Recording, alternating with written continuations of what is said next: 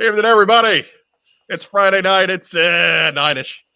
Welcome to What's on Joe Mind. We're here. We hopefully will have a full house later. Joe Colton is being detained, but I got the others with me.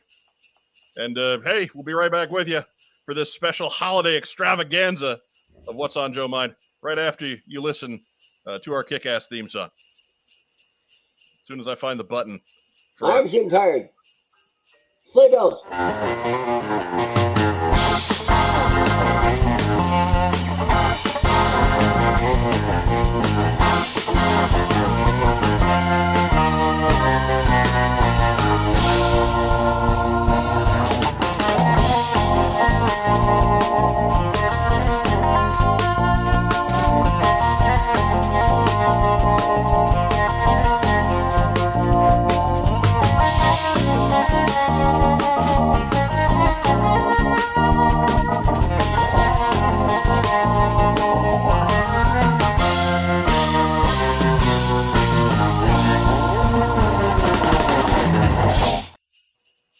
Good evening once again.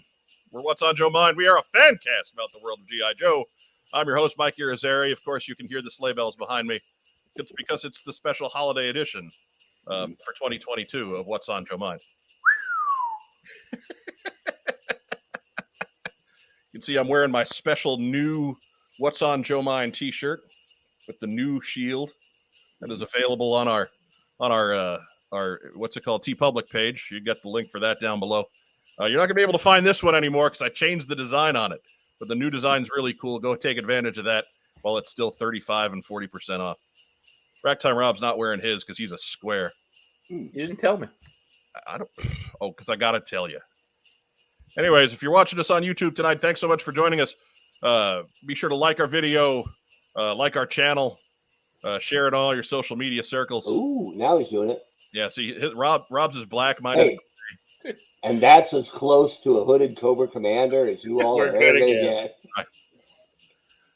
But again, the new one, the design's different. So go check out the new one and pick one of those up for yourself while it's still cheap, because that one's got front and back. I know it's spiffy. We've taken some pains on the TeePublic page in recent weeks, so go check it out and get yourself some gifts that will be delivered post Christmas. Treat yourself. Boxing Day. Joining me here in the top row, he's the former head of marketing for the G.I. Joe brand at Hasbro. It's the hot show, Mark Weber. That's me. And if people are wondering how come Mike's shirt doesn't say champion across the front, guess what? It kind of does. That's what I'm talking about. And I like that we're calling it Happy Holidays and the Holiday Edition, because it is all inclusive here. And whether you're celebrating Christmas or Kwanzaa or Hanukkah or my friggin' birthday, it's the most wonderful time of the year. There you go. From our family to yours. Exactly. It is, I guess, the Honcho birthday edition. Coming up. That's right. Look, next week we're not doing this live, so no. This is the Honcho birthday edition. Most of you will get the day off for my birthday. Yes, I will be off for Honcho's birthday and Honcho's birthday observed. Yeah, that's what I like. Because it's on a Saturday this year, so Honcho's birthday observed is Friday, and I'll be off for that too. Yeah, if you guys don't get my birthday off, you got to think about changing jobs, man. If you're working on Saturday, December 24th. But and to those who are, look, man, if you're an EMT or working at a hospital or whatever, salute. But I feel for it. In the bottom row by his lonesome right now. You missed him on Tuesday's special edition 80 because none of you have watched that. Maybe you should. But, hey, Ragtime Rob's in the house. Hey, Mark. What? I got a fever, and the only prescription is more sleigh bells. It's more sleigh bells. You're going to want more of them sleigh bells. Look, I put my pants on just like anybody else. The only difference is when I take my pants off, I make gold records. I crap gold records. Rob only has two impressions. He's got Walken and he's got Mr. Burns from The Simpsons, but they're both killer. He's spot on both. So. It's better to have two good ones, right, than 10 so-so ones. Right, like every dude who went to college has. Right. You know, everybody's got a bad Arnold. Everybody's got a bad Vince McMahon. If you've watched 1 hour of wrestling, Is there a good Vince McMahon? Vince doesn't do a good Vince McMahon. Not anymore, no. But you know, Eddie, you just have to make your voice all gruff and say "pal" at the end of everything, and that's a Vince McMahon. Like that's the extent of what I can do for impression. Yeah, that could just as easily be Vic Tayback. Right, it might as well be. But, Alice, that's a Vic Tayback. Anyways, I don't do many. I do Susan Wald. I do Susan Waldman. You want to hear her? No, no one does. No one does. John, That's all we need. ask you a question, John. John, I want to ask you a question. I'm like, wow, you could have just come out and said that. Like, right, just bring the question. She busts open that one rule of radio on a nightly basis several times that night. You don't need the preamble. The only guy who did that, and I liked it, was former Georgetown Hoyas coach John Thompson, because his had like a 20-second buildup, and he'd go, let me ask you a question. Right. If you're and by the time he got to it, you were just happy that the train made the station, right? Plus, he's John friggin' Thompson. He's 6'2", 350. What are you gonna do about it? Or 6'10", 350. Like, you just let him talk, dude. Just let him talk. I just let coach. I didn't even call him coach. I stayed out of his way. But Rich Cohan, he watched it. So thank you, Rich. There we go. And he's richer for the experience. I believe Sean Russell down below also watched it. Doug Dillow has a valid excuse. I've started watching, but I had to stop in order to read issue 300. That's done now, so I can continue watching. Well, good. Fair enough. And of course, Sean Russell. He's been bugging me all week. Is this the G.I. Joe podcast with hot babushka action? Yes, it is. Outstanding. I don't think he knows what a babushka is. It's going to be really disappointing when he finds out. Isn't it a big Russian hat? Yeah. I thought so. It's a hat. Or a big Russian grandmother. Right. Andrew Galgan, Californians jokes in 3 minutes. Maybe if Phil Donnelly stops in, probably sooner than that. Yeah, I don't know if we're going to be able to fit him in on the show today. It's totally jammed. Maybe we'll just do it quiet. Torpedo Mike, see, less than 3 minutes. Torpedo Mike, hey, birthday honcho. Somebody knows how to suck up to the hosts. That's it. I think you should go home, Kevin. Go home. But Andrew Galgan also gave the special a thumbs up. We could appreciate it if more of you would stop over, and even if you don't pay attention to the comic, at least click on it and watch for 10 minutes and give it a thumbs up and go on the rest of your day. Come on, help a brother out, or two brothers, right? Or step brothers, Miss Lady. Now airing on TNT. No, here goes the audience. What are you doing? That scene, the scene that you just reenacted, that was done before we got started. So there's no point in going back now. Have you learned nothing from Tony Schiavone? Apparently not. Look, man, if you're in a bad enough way on a Friday night that you started the evening with us, you're coming back. Yeah, that's probably even if you go check that out, you're coming back. Yeah. DVR it. It's fine. Fine film. Or wait an hour till they re-air it on TNT.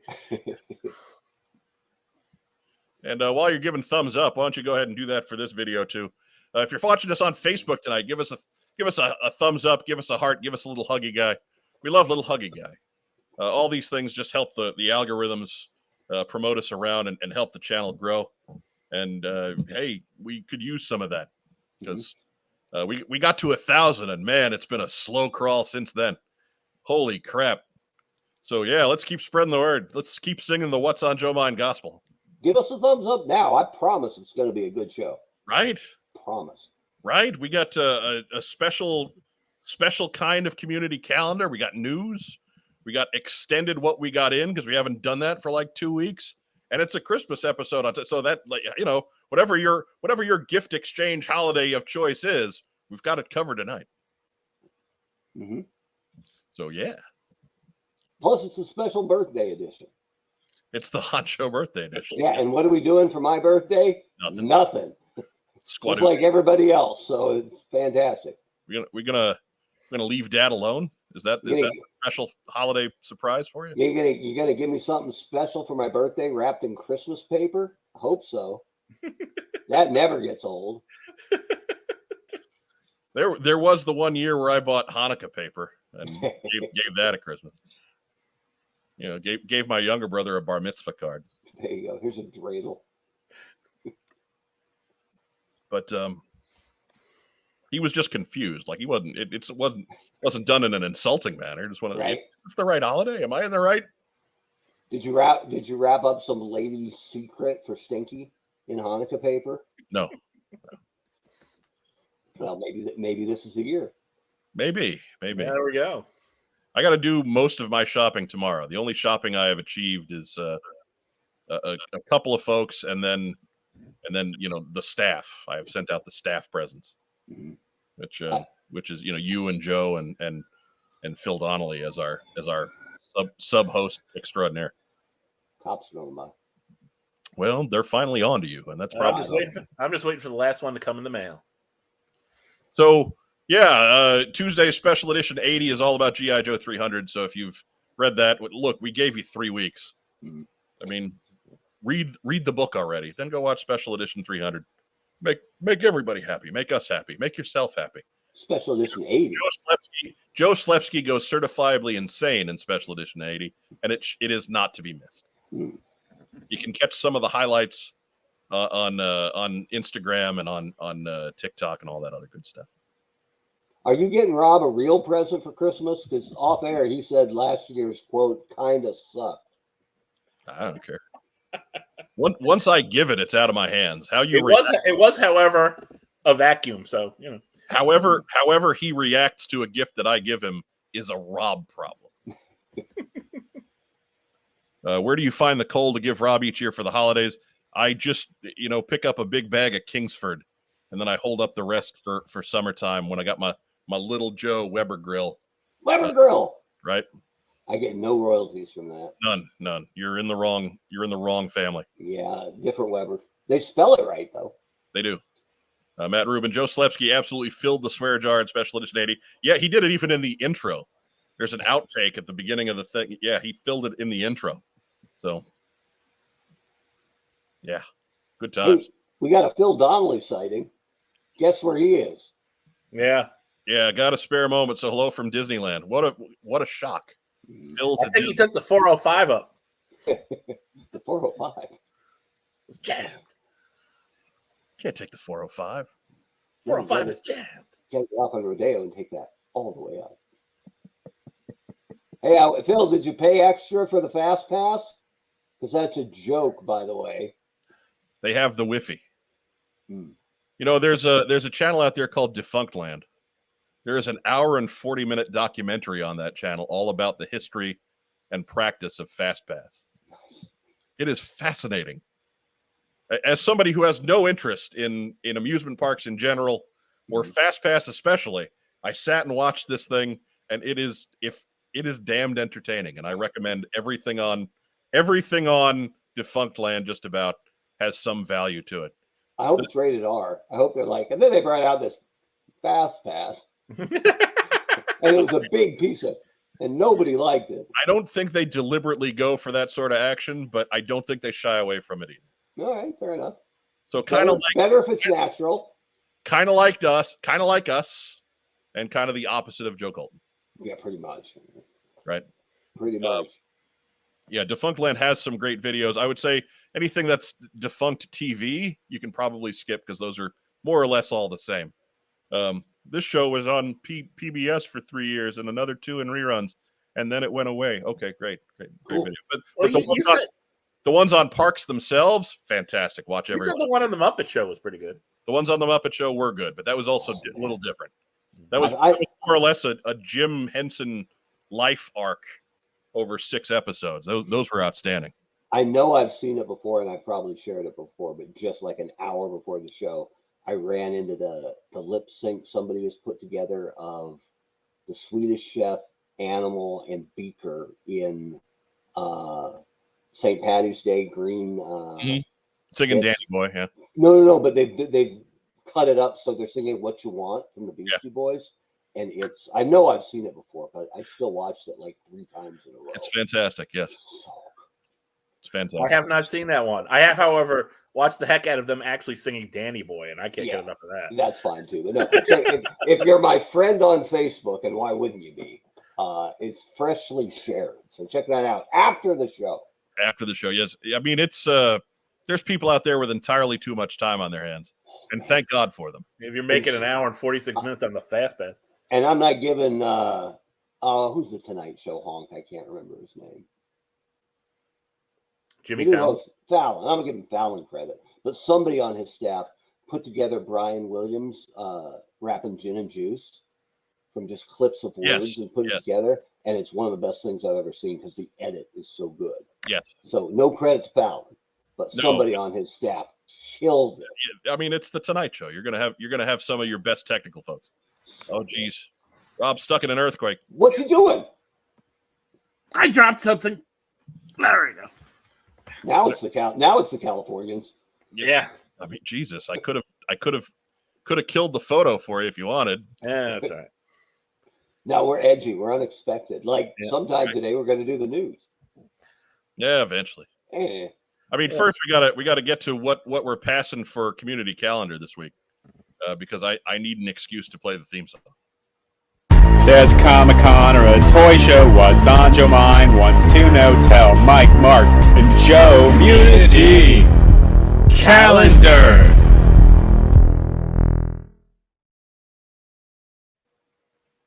Remember, if you've got a show that you're willing to plug, get it to us at whatsonjoemind@gmail.com. We'll do our best to get it in the community calendar,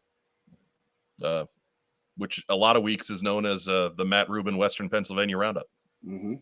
We're willing to plug it. He's the king of community calendar. More plugs than Burt Reynolds' head. Rob was on a thrill ride simulator. He didn't do plugs, man. He just went straight rug. Thrill ride simulator. You know, I'd been the one time I've been to Vegas, so they had the Star Trek experience. I think might have been the MGM Grand or something. I don't remember which casino. But my friend and I went on the Star Trek ride that they had in there, and it's a simulator. And we're just thinking, you do the thing, and it's just right.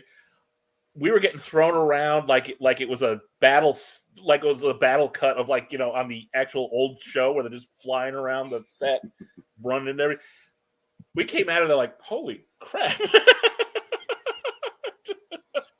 You're supposed to react to it like old Billy the Shats did. Oh yeah, I mean seriously, back and forth. Oh, Dude, holy mackerel! I mean, you know what? I mean, we were. The new Millennium Falcon ride is like that in Star Wars, where we went in, I was all excited and 47 years old, and I came out feeling like I was 85 years old. Right? It was like I'd been in a series of small car accidents. Just bam, bam, and and I was the engineer. Don't be the engineer, because all you do is hit a button when it turns on, which is directly to your right.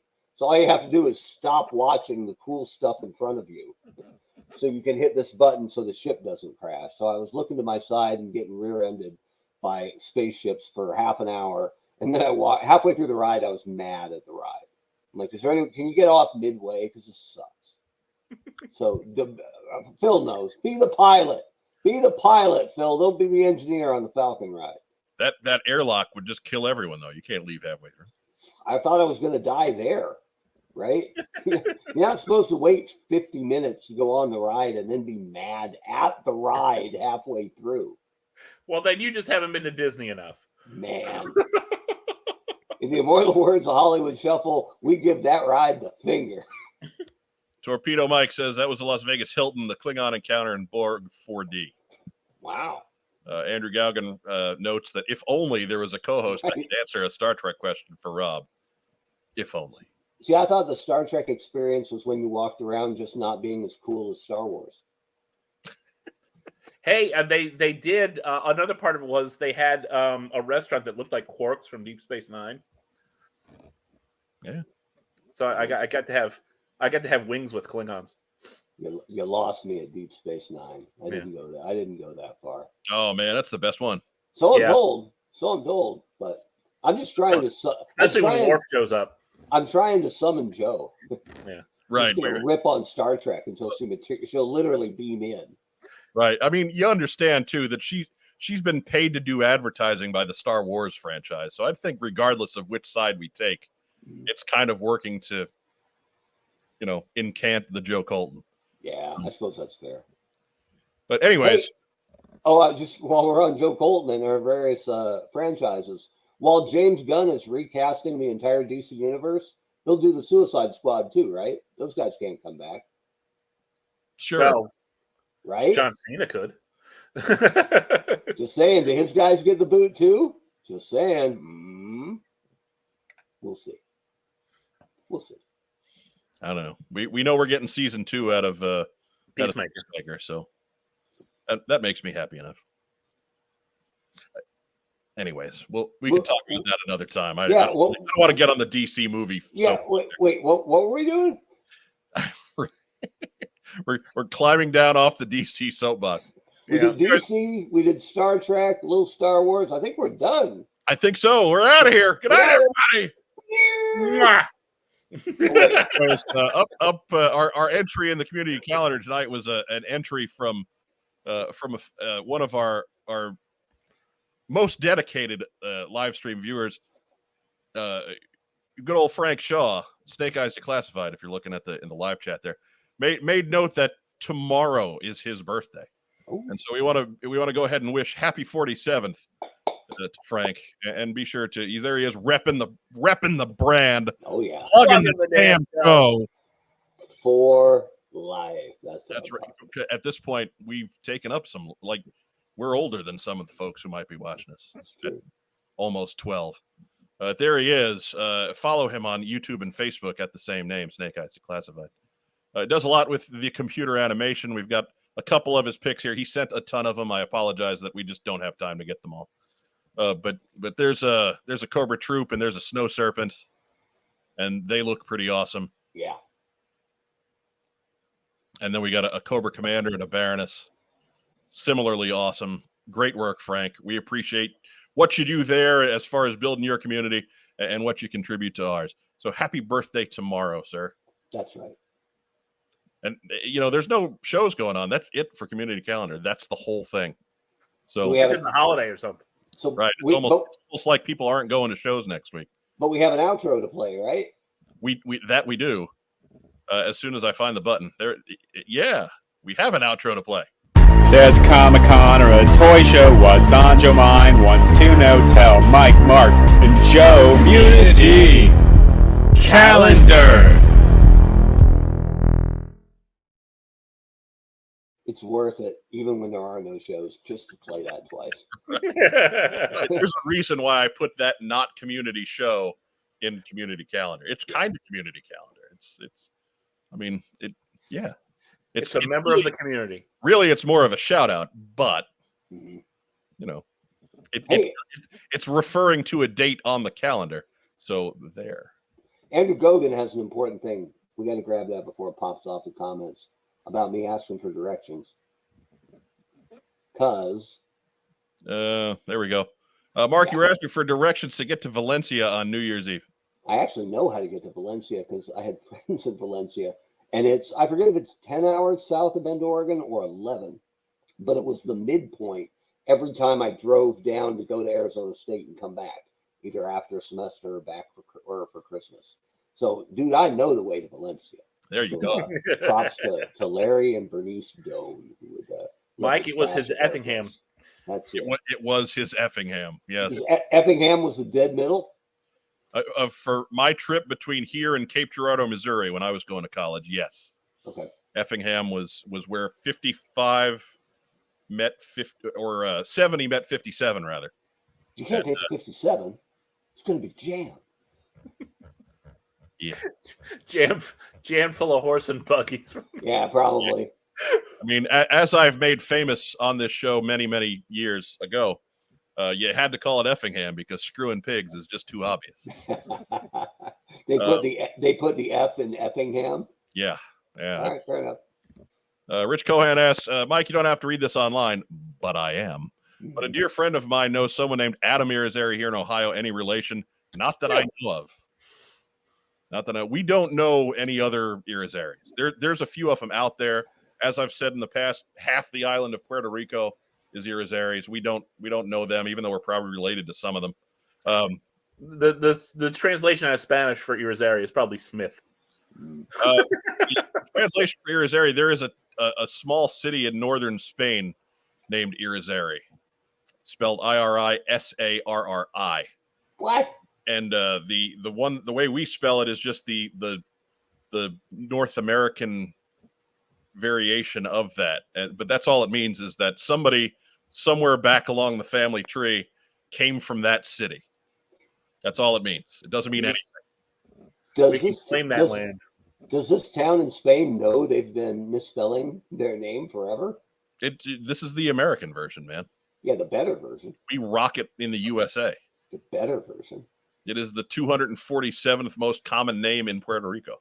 Laser is spelled with an S, but it's cooler with a Z. Everybody knows that. Right. Absolutely. Yeah. We ain't changing for, even if look, we might have the wrong spelling. We don't care. We ain't changing. You can't get on American Gladiators if you spell it with an S. Right? That's just weak sauce, right? I'm gonna knock Laser down with a puget stick. You can't get onto the WOJM dodgeball team spelling it with an S. Frank says, awesome. Thanks, guys. We appreciate it, Frank. Thank you for showing up every Friday night. As Mark and Rob do not back that up. No, I was nodding and silently agreeing. Yeah. We're waiting until later to talk over you. There are whole memes and gifs that do that. Just some dude going. It's like spelling espresso with an X. Ooh, nice. That's just a mispronunciation. It's just wrong. That's just showing your ass. Anyways. It's like saying, let me. I don't know why I went. I don't know why I went the Irish accent on that one. I'm going to win this. Let me ask you a question. It doesn't work. I just figured I could get what I was going to say in there in the space it took you to do the bit. Yeah, we both won. I wasn't really talking over you. No, we both won. Just going alongside and letting you get to the finish line at your own pace. Multitasking. Right. If I lay out the time for both of those jokes to happen on their own, then we have a 3-hour show on our hands. Right. And that's not acceptable. We made tandem joke. Right. Like chocolate and peanut butter. It's fantastic. You can listen to the left speaker and hear Mike's joke. You can listen to the right speaker and hear Mark's joke. That's right. It's up to you. You can get with this. You can get with that. You can get with this. We cover all the bases on What's on Joe Mind. All of them. At some point, we might actually talk about G.I. Joe. And that might be now.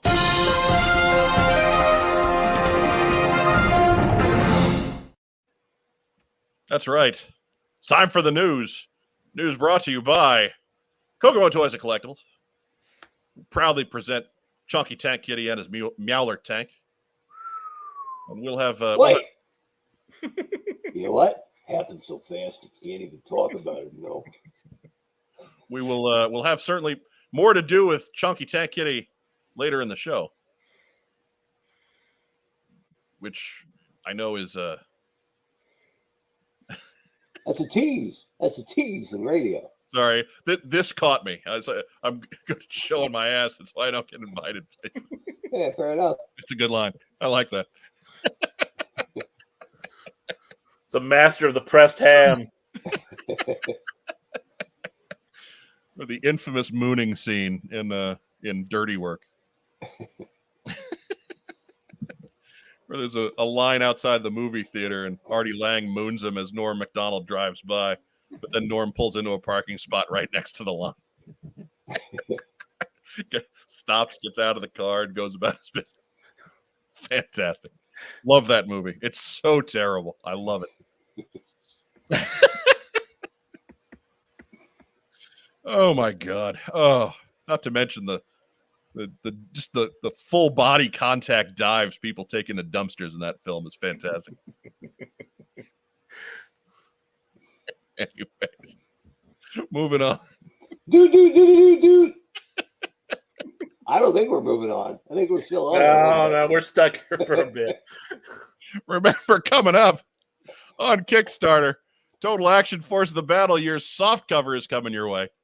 If you missed out on the hardcover, and I know a lot of you did, a lot of you who plugged into Volume 2 did, here's your chance to get in on the fun of Volume 1 that covers all of the Palitoy years from Action Force over in the UK.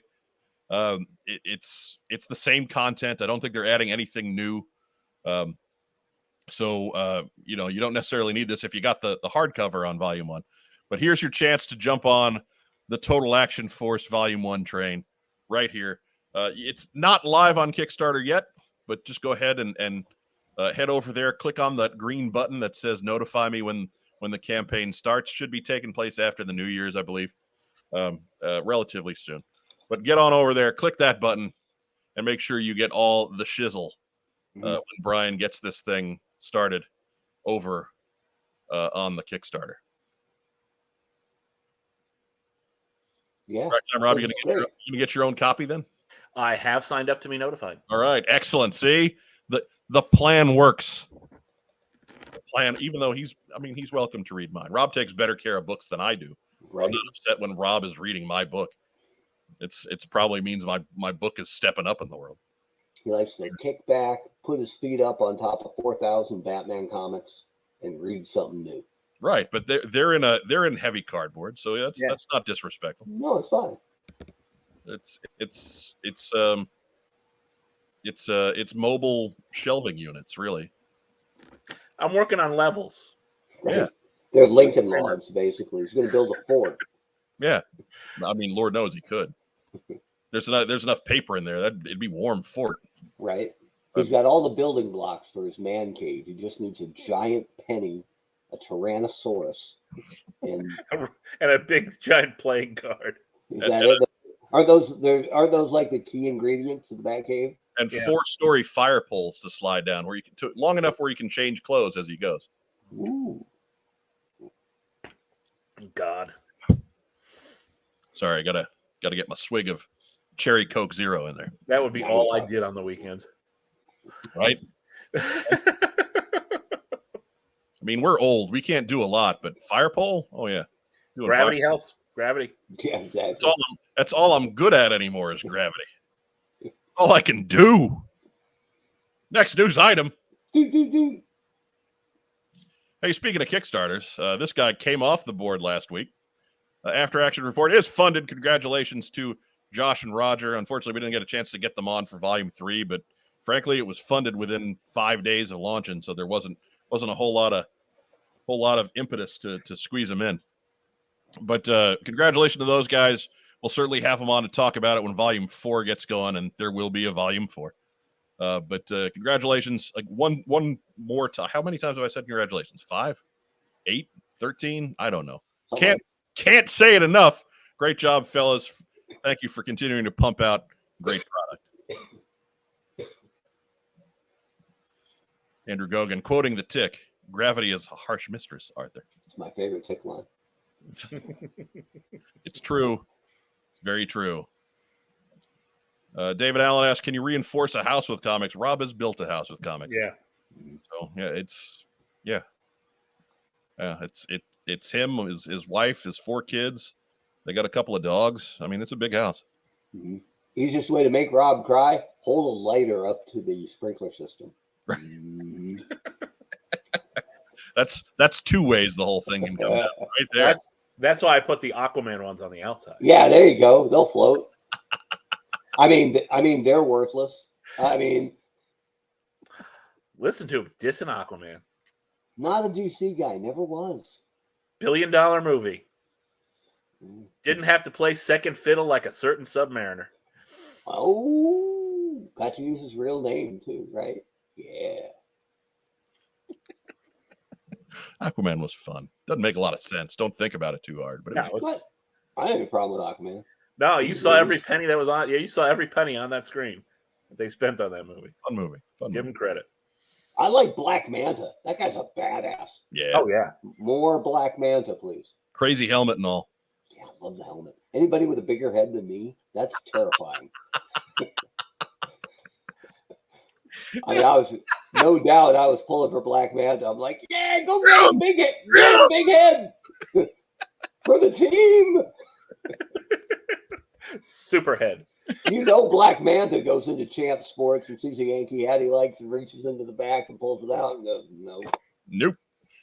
Ain't gonna work. And then blasts the whole rack with his laser eyes. Right. Or pulls one out that says one size fits all and then just goes on a rampage. Because that's a lie. That's such a lie.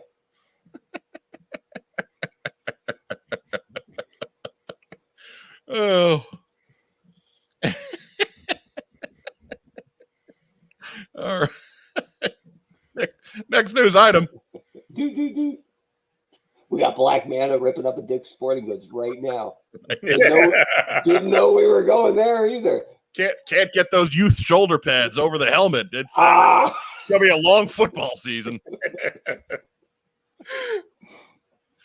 If you backed the Robo Skull backer or Kickstarter, or even if you didn't, even if you're brand new to this project, you got till the end of the year to finalize your orders and get your address squared away and all that other good stuff.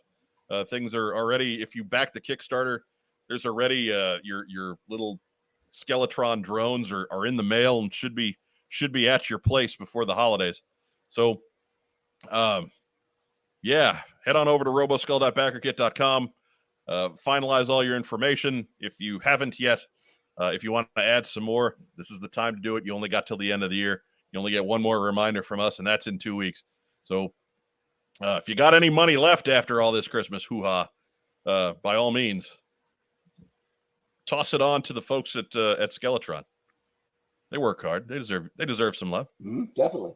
Don't buy them a gift. Look, buy some RoboSkull stuff. Just because they're Kickstarter funded, in about 41 seconds.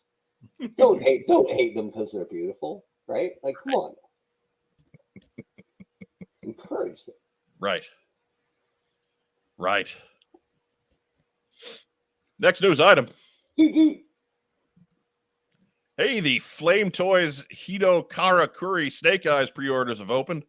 And if you got $220, give or take, to throw at a Snake Eyes figure, we got good news for you. Especially if you like one with really flouted pants. Dude, really flouted pants. Snake Eyes does not skip leg day.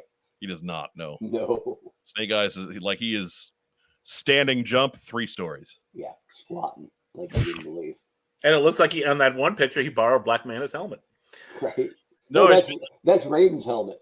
Yeah, he's got like the samurai hat going on. No. And it's kind of cool. It's a different take, at least.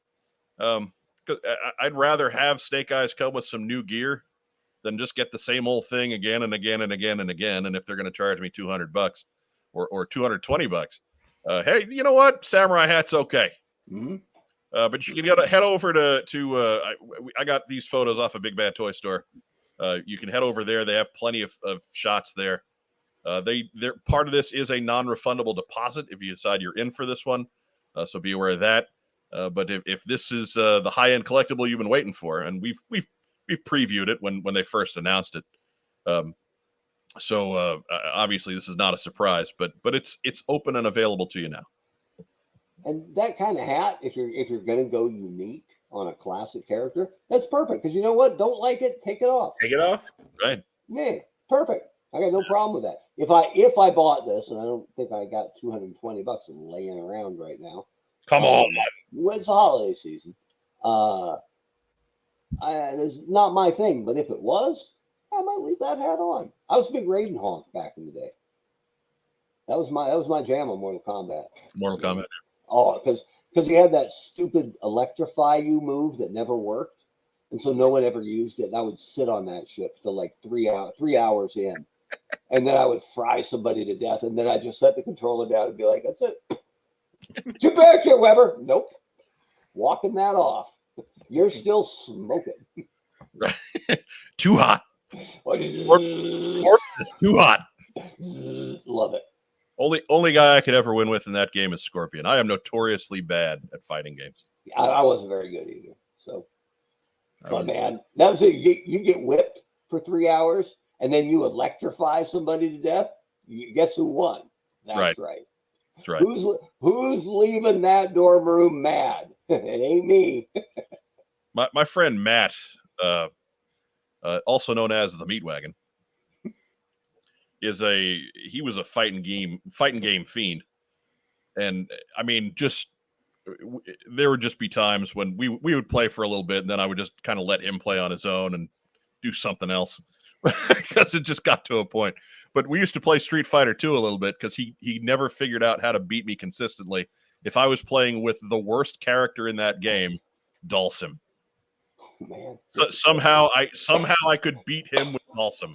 I don't understand it. I never bothered to learn what the buttons did, but it would just move him around and hit mishmash random combinations, and he could not handle it. So Dhalsim has always had a special place in my heart for that reason. Yeah, I don't know anybody who ever was like, Dhalsim's my guy, right? Like, I'm really good at Dhalsim. Like, it didn't really happen. Yeah, I wasn't good. I was just chaotic enough. Right. It's like that old saying where the best martial artist in the world has nothing to fear from the second best, but the rank amateur, he's unpredictable enough to cause problems. No idea what he's going to do. You have no clue. Totally off the board. I was good at asteroids. Right. That's kind of where, like, Pac-Man is more or less where video games stopped for me. I got okay with Super Mario Brothers. Tetris was my jam. But that's like Tetris was really the last real-time action game I was legitimately good at. I think I peaked with Sega Hockey. I was really good at Sega Hockey. Oh, yeah. And the last, I think it's WCW NWO Revenge or WrestleMania 2000 or something. Yeah, the last one where you could make a guy bleed for a long time. Right. So good. And they put the McMahons in the game because why wouldn't they? Right. Sure. I can't tell you how many times I made Shane McMahon bleed with a knockout clothesline, and that's basically when I'd walk away. Man, look, that's very cathartic, frankly. Yeah. Yep. Very cathartic. Because like Shane, he had his high spots certainly, but as a weekly presence, he didn't need that. That's all he had were high spots. Let me do a triple backflip onto a crash pad, and then not wrestle for 6 months while everybody else has to go on the road. And I made him look weak. Not a fan. Yeah, no, me either. But anyways, next news item. All right. That's the extended mix. You're really trying to take that job from Joe Colton, aren't you? No. I'm just keeping the seat warm. Speaking of which, I should probably check and see if she's left some kind of message. Yeah. I already cursed once too, which is actually kind of rare. So I'm doing right. My best. It's not too often that you're the first one in the jar. So so that is kind of odd in and of itself. But yeah, no, nothing yet. Hey, coming soon. It's another G.I. Joe crossover with the Take It or Leave It app game. Gunship Battle is doing another crossover with G.I. Joe. I think they mostly did with Cobra the last time around, so this time we get more Joe-centric things. Be sure to use the redemption code G.I. Joe Returns, and that gets you privy to basically G.I. Joe skins in this game. Great. Knock yourselves out. Yeah. I'm kind of done with, until they give me a dedicated G.I. Joe game app, I'm kind of done with the crossovers for G.I. Joe in these apps, because I've generally tried them just to try them, if nothing else. And they've almost universally been terrible. Yeah, the one in the Transformers Earth Wars was fine because they just basically had different characters that turned into G.I. Joe vehicles, and that was fun, right? Like that was cool enough. You got to see Cobra Commander and Duke and Snake Eyes running around. It was fun, but didn't really affect the course of the game at all. Yeah. But window dressing, basically. But these other ones are not good. The games get repetitive and pointless and basically that one with the zombies was just ridiculous. If there was, I've never downloaded such a pay to win game on a phone in my life. But holy cow! Ooh. For Gunship Battle, give some credit. Scarlett's hair looks totally red. Doesn't have a little blonde streak. Crossbow in the right hand, and I mean right hand. Check. Correct hand. Duke has the bandolier on the right shoulder, on the correct shoulder. Digging that. And Roadblock has his worst gun ever. So yeah, we're all set. Right. Looks like they use the classified designs. Yep. A lot of shin guards going on, but I'm a soccer guy, so all right, I'll allow it. Next news item. That's all that one deserves, huh? Hey, it's we're going to take a walk into Mark Weber's LinkedIn profile. Yeah. And pass along this news. We go to our head Lenny Panzica correspondent, Mark Weber, for this.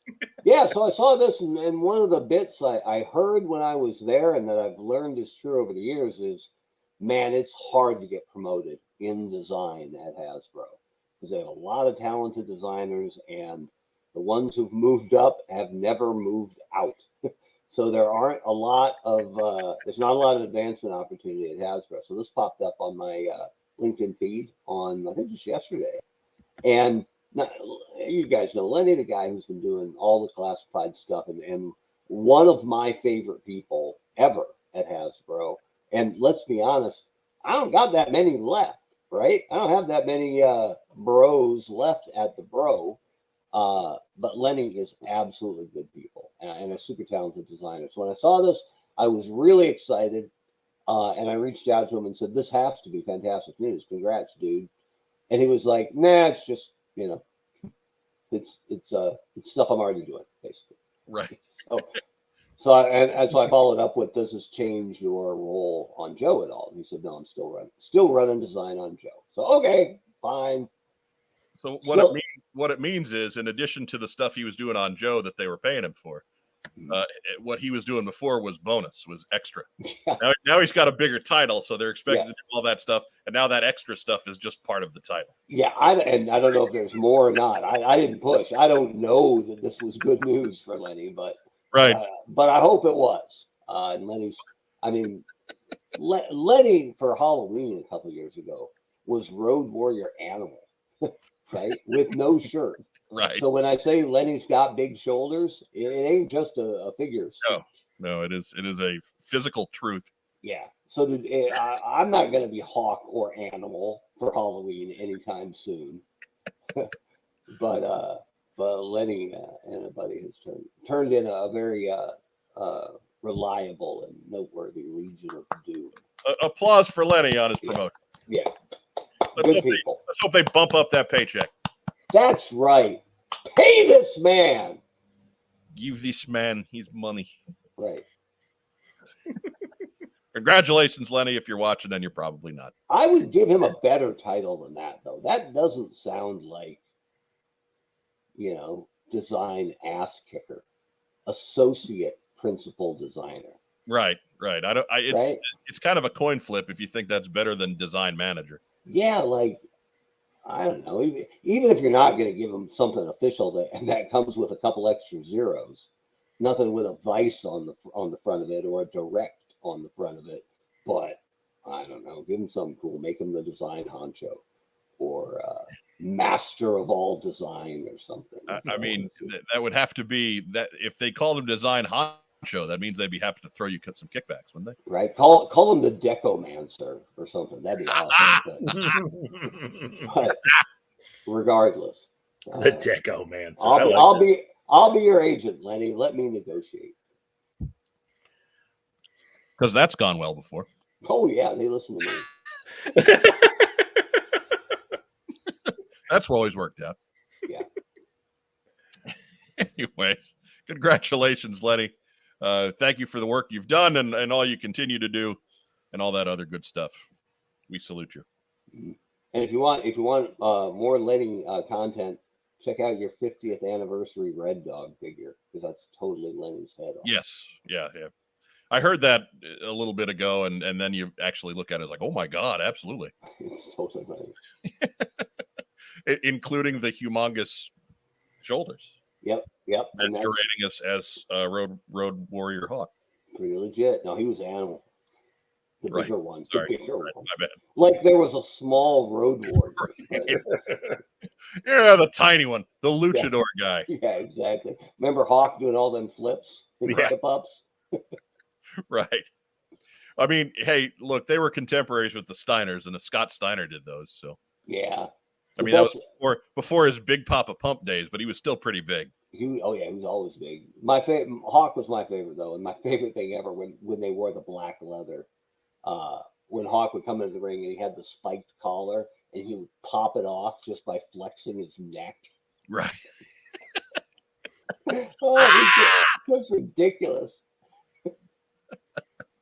Next news item. Dude. There's no more news. Yeah, that's it. That's all we got. That's it. Hey, I forgot to submit it, but let me throw it out there, unscripted, which is always the best part. We talked about Baron Ironblood and his Action Force redo last week on the Kickstarter, and let's be honest, it looked like it was in a little bit of trouble. It was at 67% the night before it ended, and it funded overnight. So big win, congratulations. We always like seeing Joe stuff get funded, and I still haven't figured out Kickstarter. I've never done made one. That would drive me nuts. The inverted bell curve. Right. I think we can just chalk that up to the What's on Joe Mind push. Absolutely. I think that's there. I think that's points. Always happy whenever people get their stuff funded. So congratulations. Absolutely. Great news. I totally forgot about that. More blood for the Baron. Well, yeah.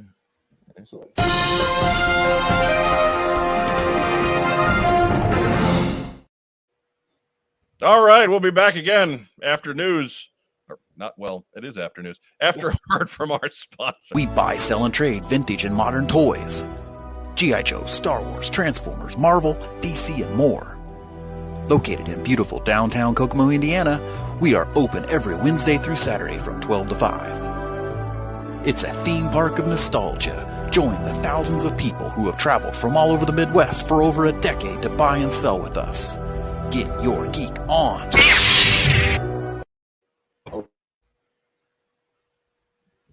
All right. That was quick. That didn't, the second button didn't work there. Okay. All right. We'll try that again. Now back to What's on Your Mind. There we go. There we go. That's it's important to do that sort of thing. Not to ask for more, but when the big Hiss tank comes out, we need an update on that.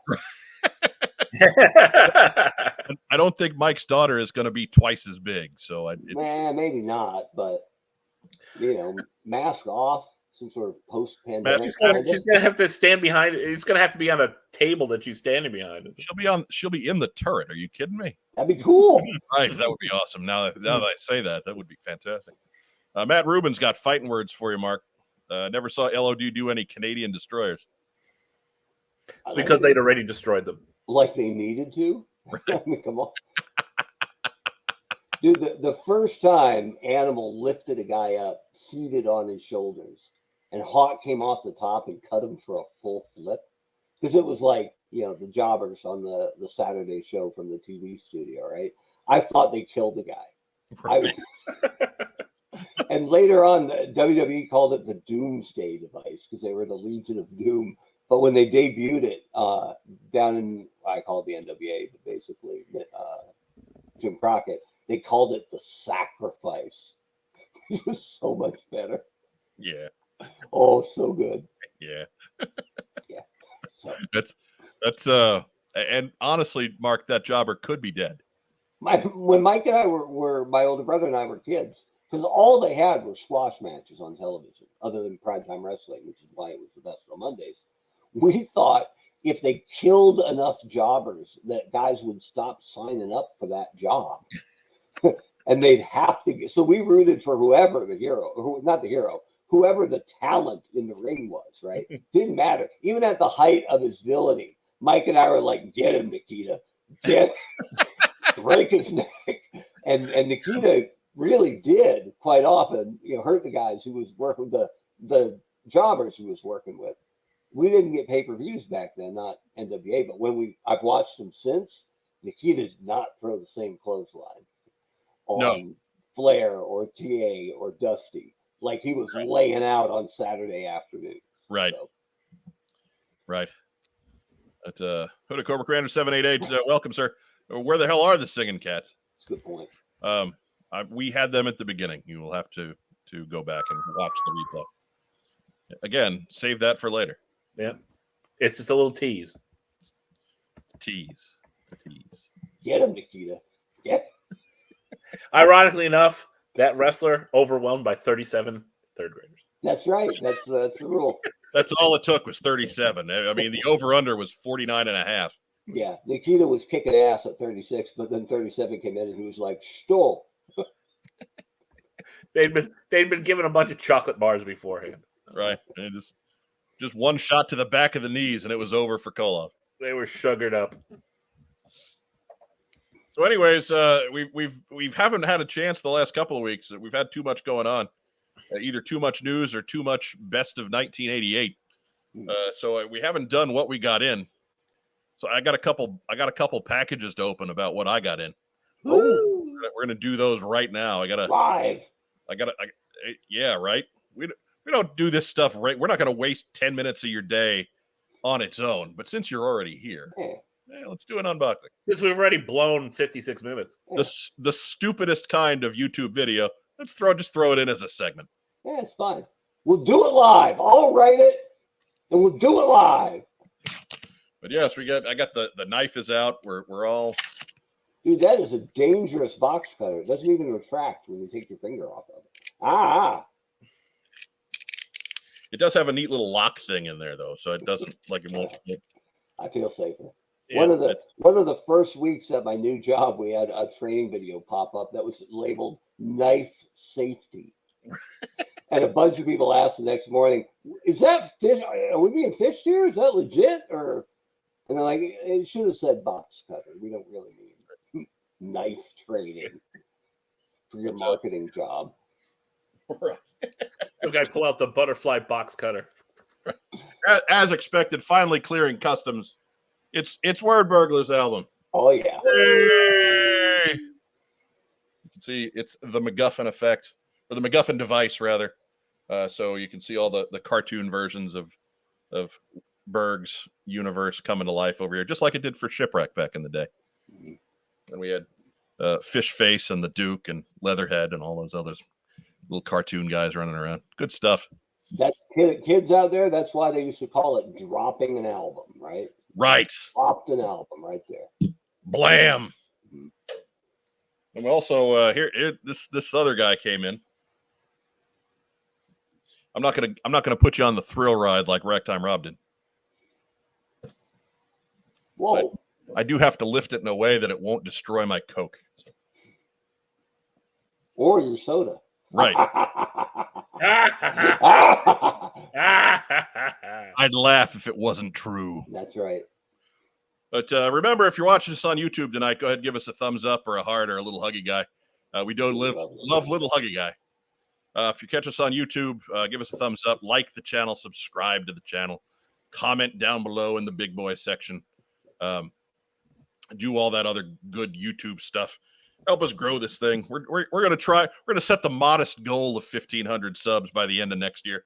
So we got a little ways to go because we didn't get 300 this past year. So yeah, let's try and get 300 and some for next year. We promise to be better. Get ahead of the curve. We promise to be better. Do we? It's like 10 a week. Look, man, if we had more Joe stuff to talk about, the community would be thriving. But given that we're still growing with not a whole lot going on, and still in the post Snake Eyes hangover, I think we're doing all right.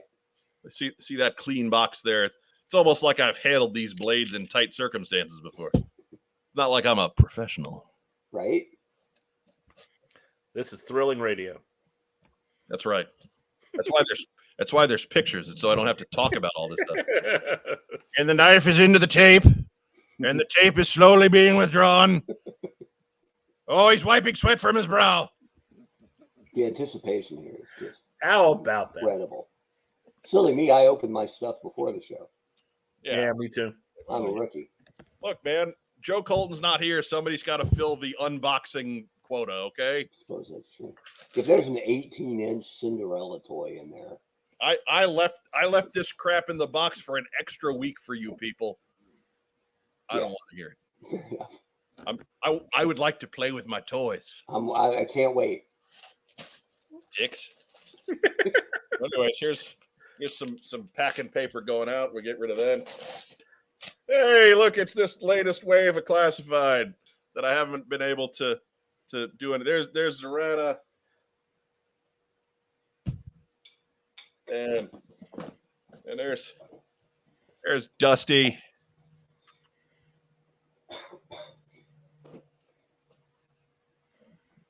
Ah, I guess that's me getting rid of the box.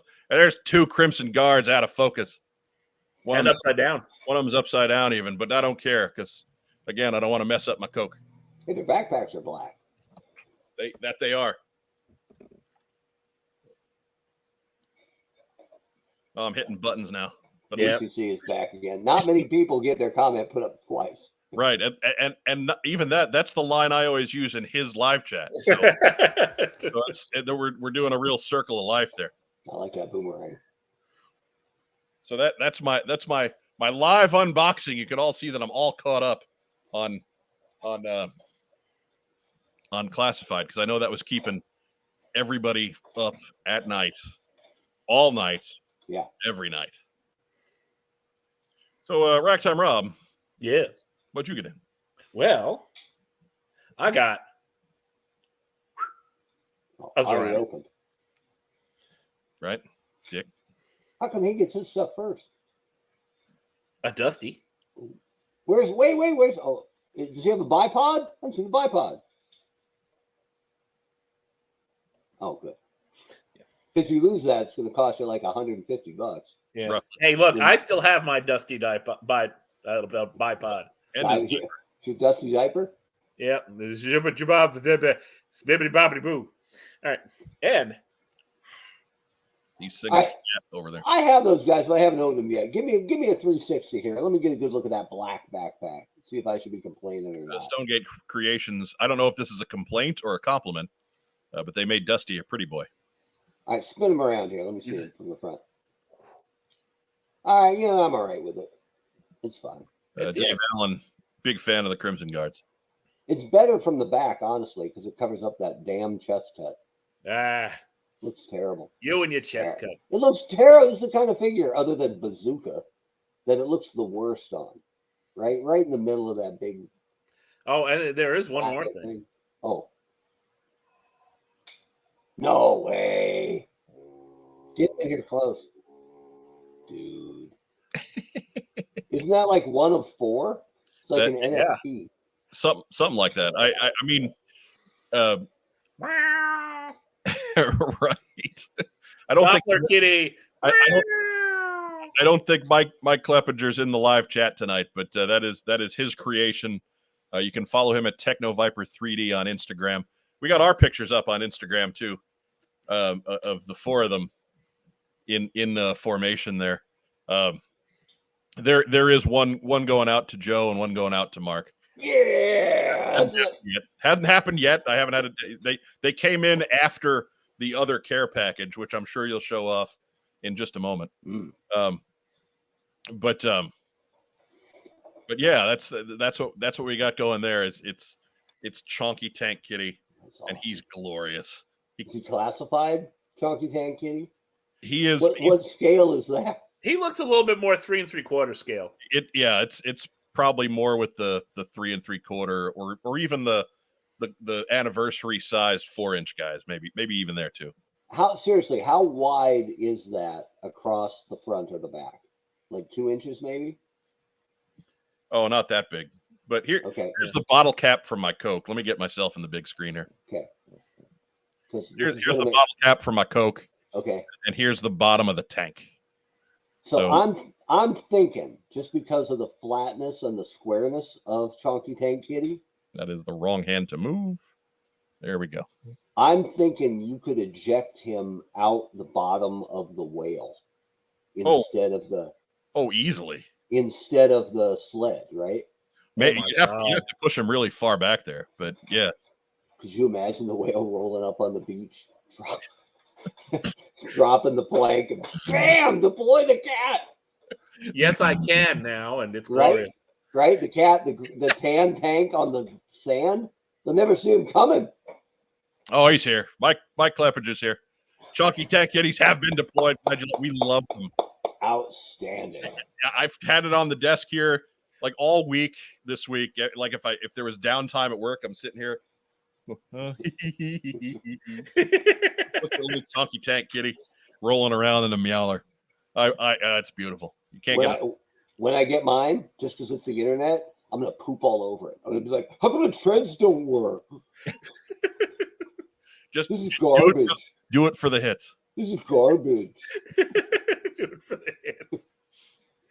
I got ripped off. Thanks, Hasbro. Chunky Tank Kitty review sucks. No tank treads. Doesn't shoot. Without. Now I'm just gonna say, being the licensing guy, without the Amazon logo on the front, no reason that can't be sold, right? Not that I would sell mine. I'm just saying. Look, there's a line in the front of it, so it probably breaks up that. I'm just saying. Look, man, oh God, I forgot his name. The Hasbro designer who came up with Mensch on a bench, Neil Hoffman. Right. Is Chunky Tank Kitty any better an idea than Mensch on a bench? And that guy made $1 million off of that. Right. And counting. How can I get one? Michael Kleppinger has the STL on Thingiverse, if you know anyone with a 3D printer. So there you go. There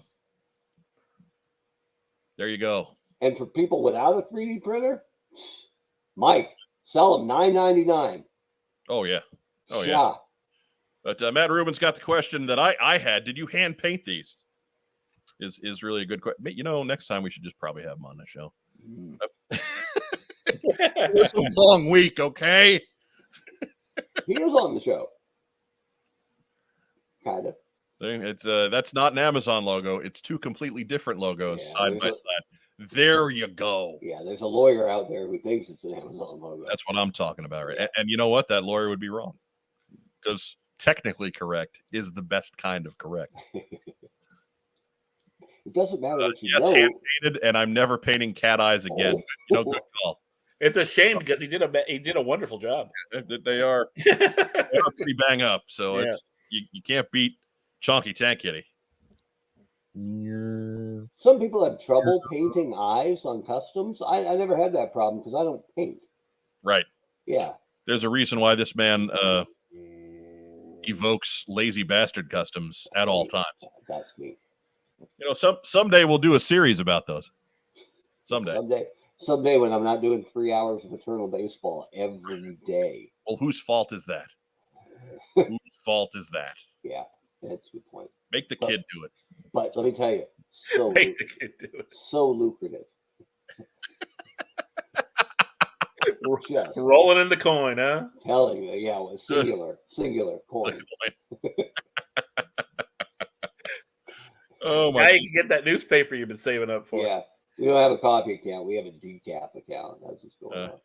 Usually, you paint on inanimate objects, not cats. That it is tough to get them to sit still like that. What I've found is if you just leave open paint out, the cat will paint itself. Yeah. Was that a misspell of paint or punt? It's pint. Pint. Oh, that's even better. That's what's on Joe Mind fan pack / convention exclusive. Now all we need is a convention. Yeah. Yeah. Let me work on that for a while. We did some pretty successful coil cons. Maybe I could pull something like that off someday. Of course, we need more than 1,100 subscribers, but I've never been to a convention. That is not true. That is not true. Not true. False. That is not true. Still smell that for a week. Hey, if we could get 1,100 people to show up for a convention, that'd be actually pretty outstanding. We probably only did that at CoilCon maybe twice, but they were still pretty big shows. So Mike's already got the marketing down. You don't need me at all. Chunky Con. Chunky Con. Oh, it would be What's on Joe Con. Oh. Chunky Tank Kitty would of course be our celebrity guest. We have to find I have to find that image first off, and then invite that person and their cat. There's some work involved there.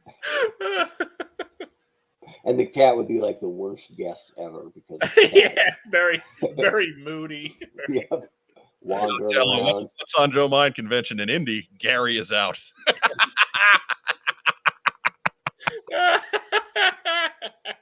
To fill everybody in who hasn't been around for 11 years, Gary Godso, our past host, is also here in Indianapolis, and he always used to say that if JoeCon ever came to Indianapolis, he wouldn't go. He looks forward to JoeCon as his chance to get out of town every year. And then, of course, in 2014, 2013, where was JoeCon? yo, Right there. Right here in the Circle City. So he went. Yeah. We hung out with Bill Ratner and Mary McDonald Lewis. It was Yeah. good time. Good that was time. the first one I went to. It was because you could stay at home. I did. Because you were one of those bastards like, I'm not traveling for this. I didn't even know what was going on. He just, hey, you want to come to the thing? I said, sure. Well, It gave Gary a chance to hit the dealer floor and scoop up all the Hannibal CoverGirl Spirit 3-packs. right. And start the funeral pyre out by the dumpster. Right. Yeah. He was wearing a snow job outfit. Andrew Goggin, greatest What's on Joe Mind con exclusive would be custom heads of Mike, Mark, Rob, and Joe Colton for classified figures. Well, for 3 of those figures, those classified figures would look like lollipops. Yeah, you'd lose so much money on that. Just put a black manta head on Snake Eyes and call it the Web. Just paint it that peachy tone, and there you go. Or with Web, you paint it white. Yeah. Mine, you just have to paint a little swarthier. And there you go. Is swarthy a Crayola color? Is that a thing? Like, yeah, it's right after burnt sienna. Just call it swarthy. Just rename it swarthy.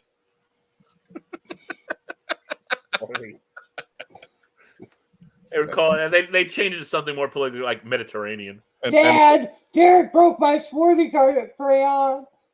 And one of the hosts would win the free trip. It's not really winning at that point. It's more just getting paid to show. But that's the other funny JoeCon story. I won the free trip to JoeCon one year. And then where did they have it? In Springfield, an hour and a half from St. Louis, where I was living at the time. But they were very cool about it. They let me cash in the airfare for extra hotel nights. That's cool. So yeah, I mean, they were very, very good about making that work. So kudos to the folks at the club on that one again. That's where I held the door for Morgan Lofton. And when she walked in, she said, "Thank you, darling." And she I'm melted like, you, yes. Dude. She melted you. So good. Phil Donnelly, Mike and Rob sat behind me in the custom class that year. Was that the year that I was just going crazy, or was that the year I shut up? Because those custom classes, I tended to they were pretty non sequitur affairs as far as what was coming out of my mouth. Was it 2014 you went to you were in the custom class? Sure. Yeah. Sure. It was the one with Boss Fight was there. It was one of their classes. So I think it was 2014 then. Probably. I've never been to a custom class. Because in 2013, I think they were still working for the Bro. Yeah, you're right. Gary, I've never been to a custom class because what are they going to teach me? I'm hopeless. Right. Yeah. Gary is also the only What's on Joe Mind host to ever attend an assembly required so far. Yeah, that's true. And for the most, I have to throw the mea culpa out there. November used to be, I used to work in the travel business, right? So November was the absolute worst time to try and get away from the office. Like November, the assembly required used to just be a no chance type of deal. Because November is the single busiest calendar. Mark, you can attest to this. Absolutely. It's crazy people trying to do their Thanksgiving travel, and they waited till the last minute, even though all the good stuff was on sale for them in July and August. So there was no chance for most of the run of assembly required. And then this year, I actually was starting to put feelers out on going, and then a new job switch came along, and that just wasn't in the cards. I had to learn how to do my job, God forbid. So maybe this coming year will finally be the year. Wasn't that training portion rigorous? Wasn't it like a 14-week course? I still don't know all the stuff I'm supposed to do, and it's mostly because they're the folks they're overwhelmed enough that they don't have somebody to show me how to do them. So they've shown me how to do all the easy things, and I just kind of do like I clean up. I'm the guy with the broom who comes after the elephants in the parade, right? Like I take care of all the loose ends, and that's fine. It seems to be working for now, but hopefully we can get to where I actually know how to do what I'm paid to do. David Allen's got a skin tone for Mark there, cadmium white. I'll take it. Cadmium white. Hey, Webb, can I white balance on you? Well, look at that shirt, right? There's some difference. A little bit. Yeah. A little bit. It's a little bit swarthier than you are. A little tiny bit.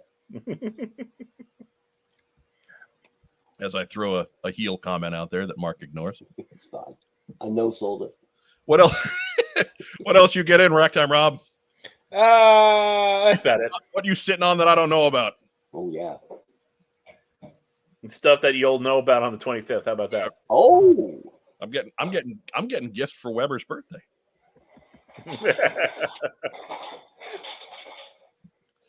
So, Mark Weber, what'd you get in? I got. Let's see. Well, from you know what I forgot to do? What'd you do? I forgot to turn on. I forgot to turn on the sleigh bells. Oh, now we're talking. So, halfway through the segment, and I forgot what I downloaded those things on here to do. I'm good at my job.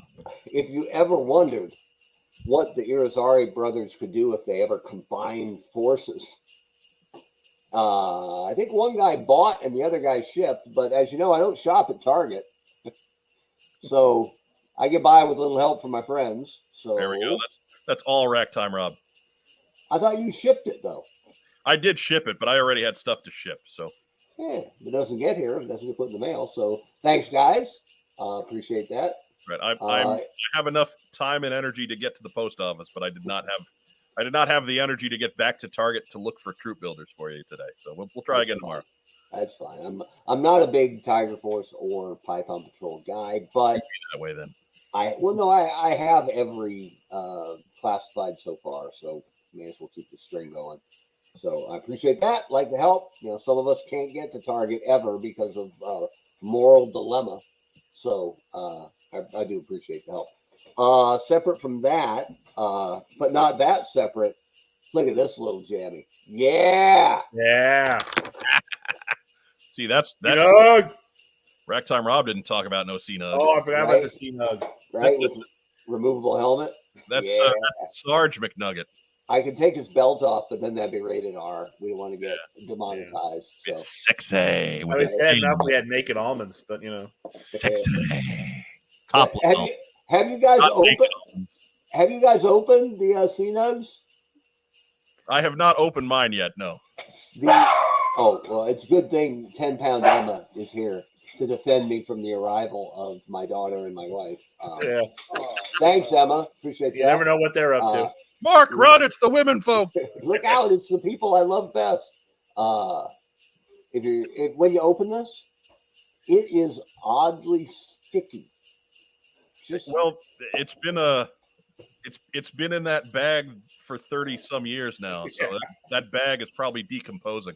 The bag was oddly sticky. That was original packaging on that C-Nug right there. Well, I'm just saying, be ready for that.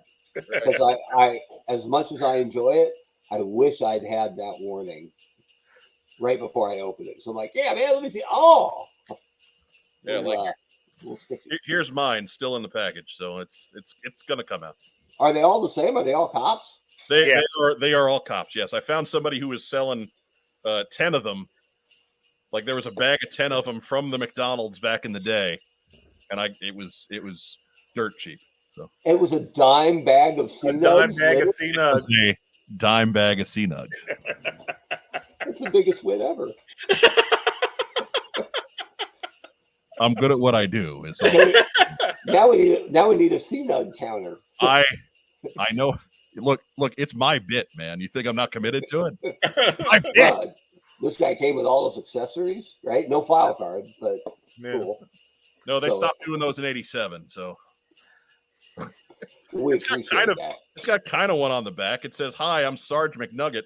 Sometimes when I get up in the morning and put on my radio cuffs and badge, I forget that I'm still in my pajamas, which are not included.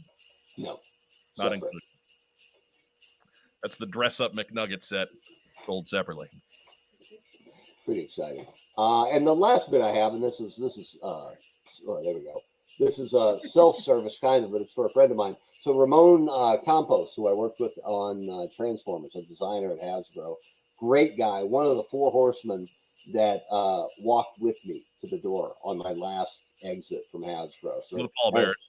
didn't know that was going to happen. So Ramon's always in my good graces. Works for Universal now, and on the side launched his very own comic book. Look at that badass signature. That I is just good. want That is a good. That is a pro level signature. Yeah. Yeah, I want him to sign my name now. So it's called Black Book from his own company, High Five Studios. And I just got it. I just opened it. I haven't read it yet, but I know it's going to be good because Ramon's crazy talented. And if you're interested in a branded comic, check him out. He's at High Five FIVE Studios.nyc. So, and I got all sorts of swag. I got like a pin.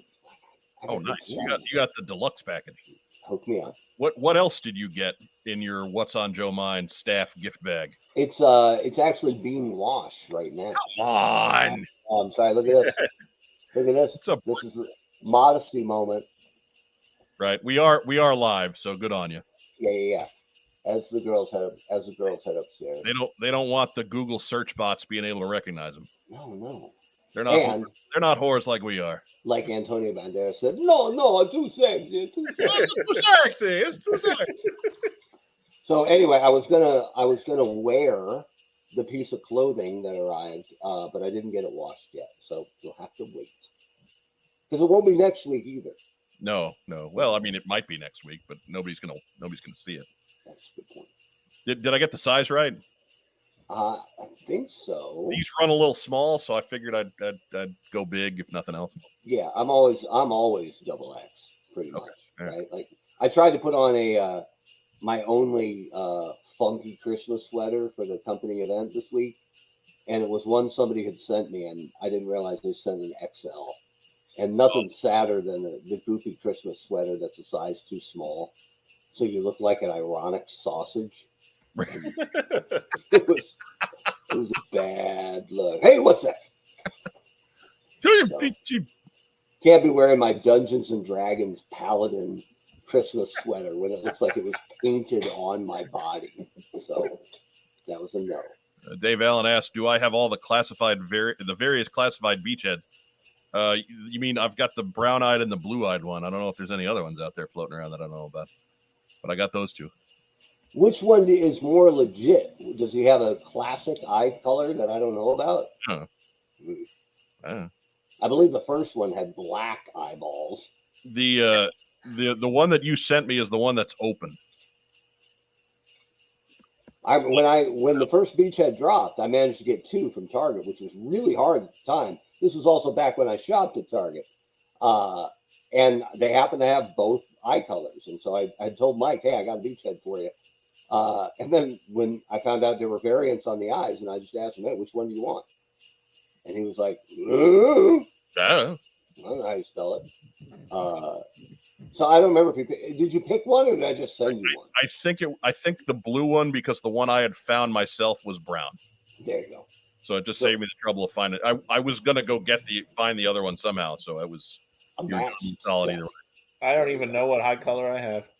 Jason Berg says, "Hey guys, HCC did a great review on Repeater and was the face of GI Joe for a while. Your official ranking might have been low. Incorrect. Our official ranking is official and it is definitive. Definitive. When was Repeater the face of GI Joe? I don't know. I don't know. I liked Repeater. Yeah, I mean, Figure. most of the marketing stuff from that time. I mean, yeah, you saw Repeater a little bit. Mostly, you saw Hit and Run.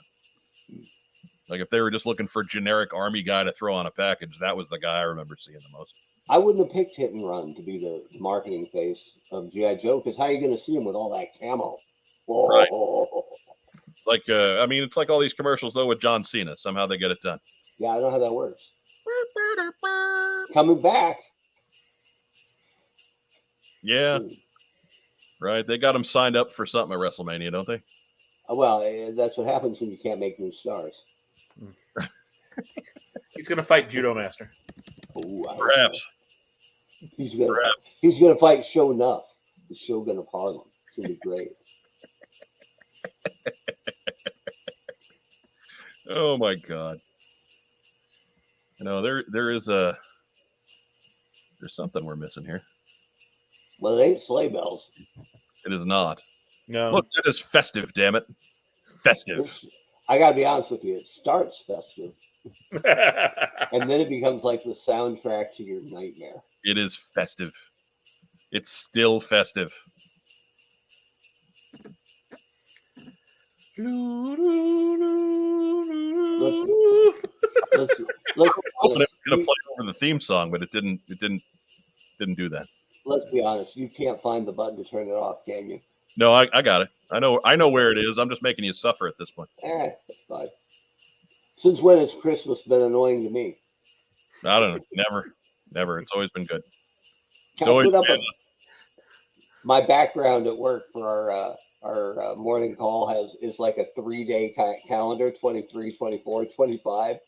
And 23 has a birthday cake for my big brother Mike. And then my head covers up 24 pretty much. But behind it is a big unhappy face.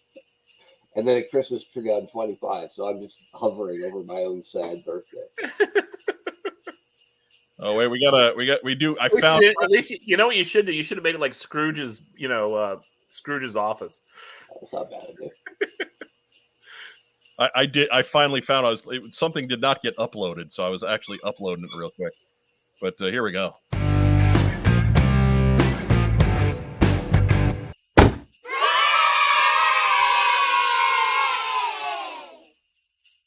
That's right. It's number 55.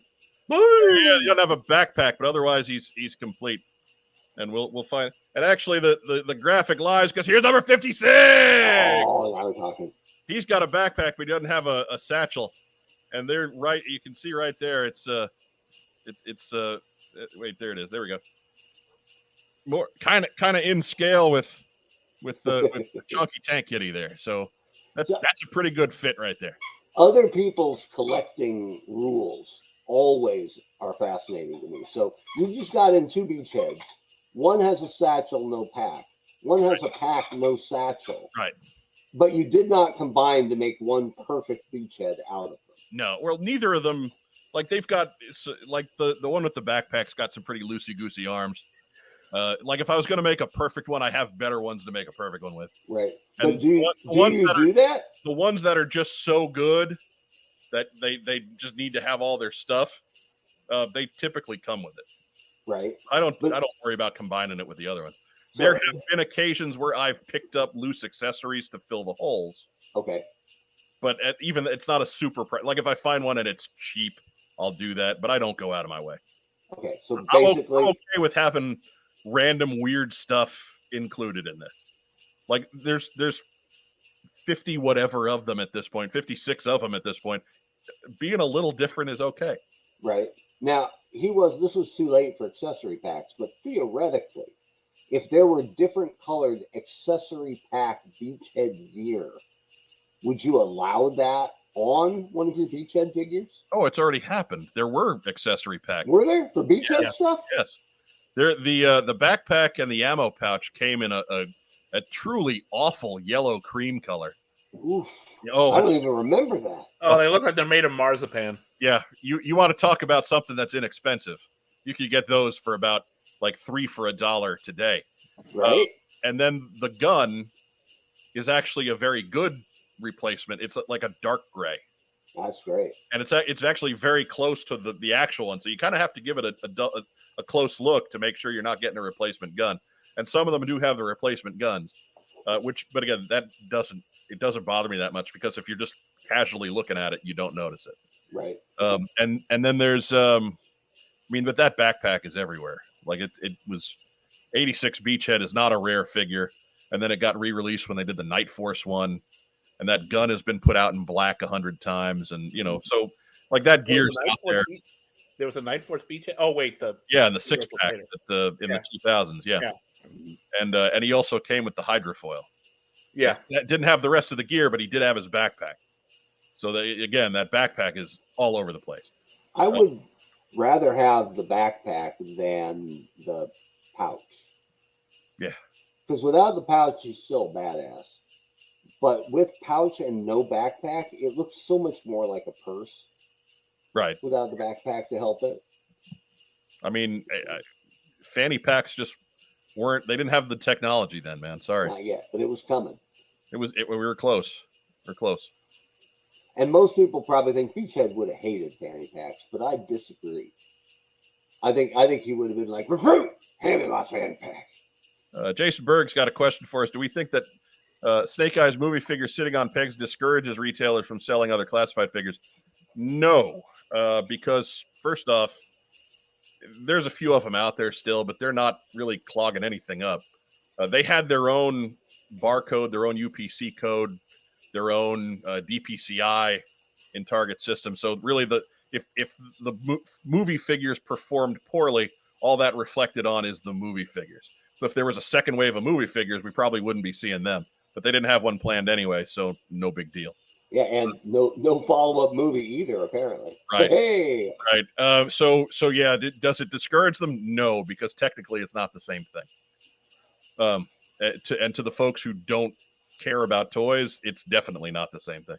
They're in a different color, the different colored box, and different characters. They don't care. White Vegeta's asking, what do we want to see as the next HasLab? I guess we're crawling on Santa's lap for this one, Mark Weber. What do you want to see? I want to see something that stops the sleigh bells. No. Because it's hurting my heart a little Never. bit right now. Never. We've got vamp. It's got to be a vamp. Do the vamp. Holy smokes. And when here comes Emma. Suddenly you're in a high traffic zone. Yeah, it was just after watching two mimes fight in the middle of my living room. It's pretty awesome. But I appreciate my kids keeping their blood feud that's still ongoing as a pantomime act because Dad's doing mime fight. So they understand there's certain facets of daddy law that can be broken and some other facets that cannot. yeah, you can fight right in my eye line silently and get away with it, but make a noise, and we're going to talk about it later. So I'm sure there was something epic that was just a massive problem. Hopefully they got it resolved. My money's on spoons. Probably. You know what? Complain enough about spoons and you get them for Christmas. So did they complain about something this year a lot that made no sense? Yes, they did. And will it be under the tree? I'm not saying. We expect a full report in 2 weeks. Coming up, next HasLab, gotta be the vamp. God help them if they, Mark, God help them if they ever 1 year complain about, like yellow cake uranium. Right. Oh, I'll get it. But is that what you want to see, or is that what you think you're going to see? That's what we're gonna see. I want to see Interrogator, right? But that ain't As a HasLab? Yeah, whatever. A big That'd be one. the only way he gets made. A big one. It's going to come with the Interra tank. What? Hey man, for the Battle next copter. HasLab, you know what I want? What I'd like to see? I'd like to see a 10-pack of all new characters. How's that? There you go. There you go. That's what I want to see. There you go. What we're gonna see, gotta be the band, and it makes a ton of sense. Ragtime Rob, what do you want to see as the next? What do you want to see? And What I why is wanna it Chunky see? Tank Kitty? Why is it Chunky Tank Kitty? Because Chunky Tank Kitty's the best. You know what I'd want to see? I'd want to see an update to the whale on the 3 3/4 scale. There you go. That would be nice. That'd be nice. Because that is something that, frankly, could use a little redesign. That is not one of the for a line that is renowned for its toughness, where there are so many existing pieces that look as good as they did 40 years ago as they do today. The whale is not one of them.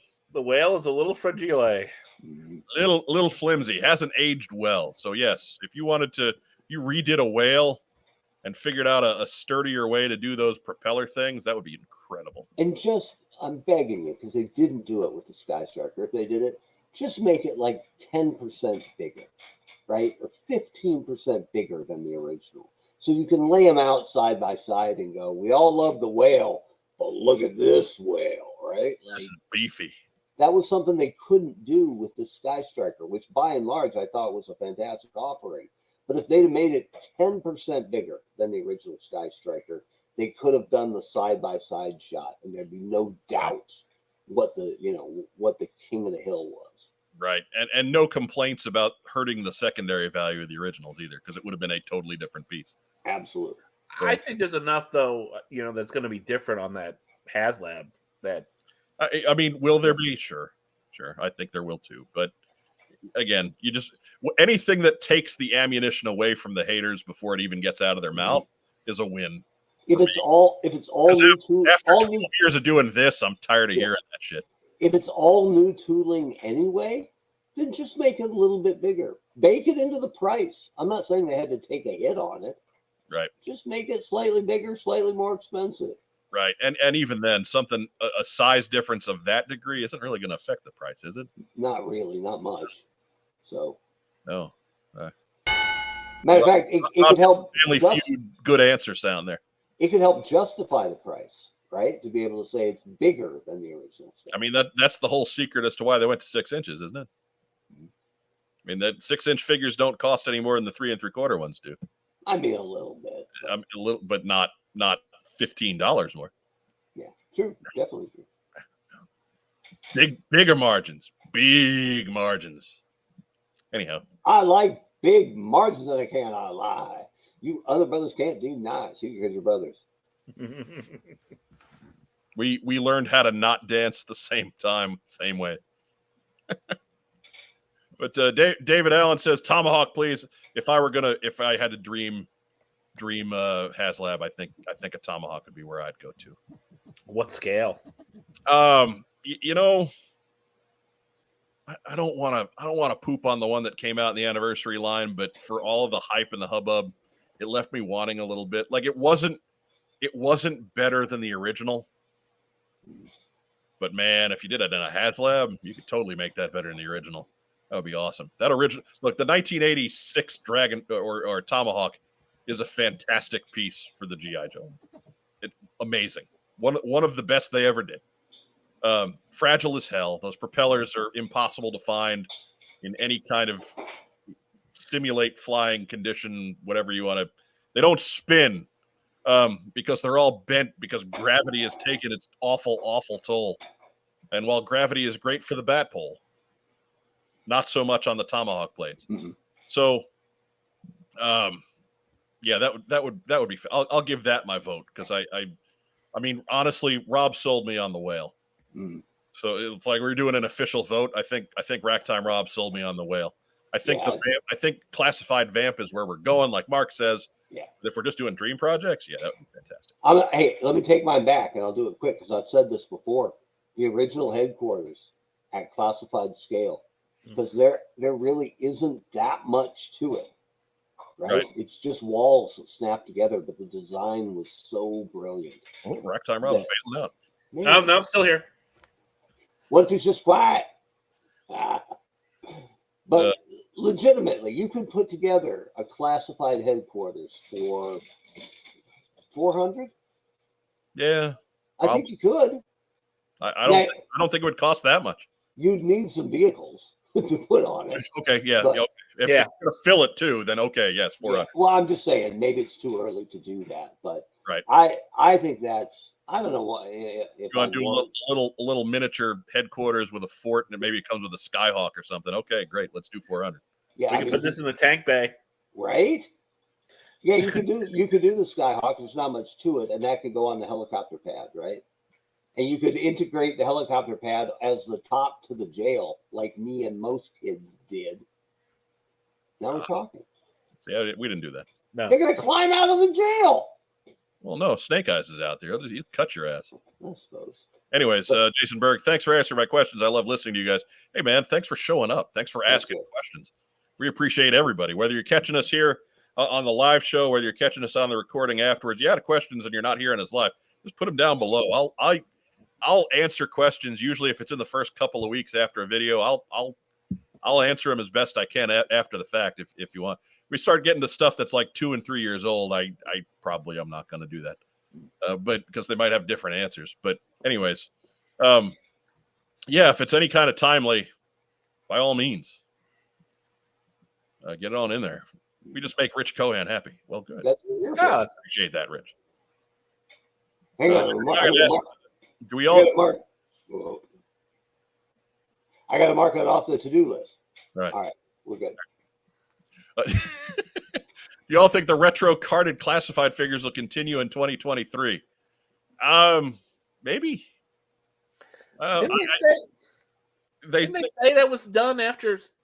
They said that the Snake Eyes Crimson Guard were there. Well, they said there were going to be 8 of them, and Snake Eyes and Crimson Guard are number 7 and number 8, right? Yeah. But if I don't know, I mean, you never say never, because if something decides to just sell like gangbusters, then yeah, they'll do more. But I don't know.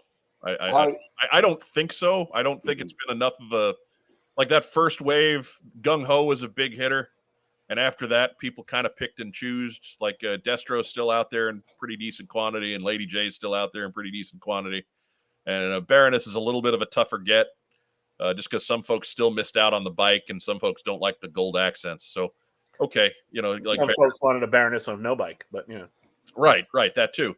So, so Baroness was probably a modest hit, but 2 for $4 isn't great numbers if you're selling a line, and then obviously that's Crimson Guardsman is going to be a big deal because Army Builders always are.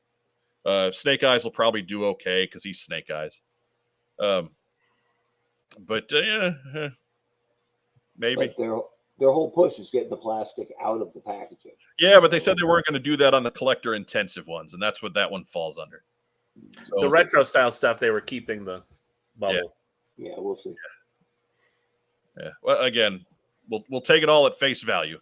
You know I have no love for corporate America, Mark Weber. You know this. You know the guy who lost 3 jobs from big businesses during the pandemic. There you go. Not a big corporate guy at this point in my life. But yeah, no, I get you. But Michael Gene Fleming would love the whale and the color of the canceled 95 one. Nice call there. Mm-hmm. Nice catch there. Came with Duke, right? Wasn't it supposed to? I think it was supposed to. I don't know for certain. I'd have to go back and look. Like I'm rusty on that stuff.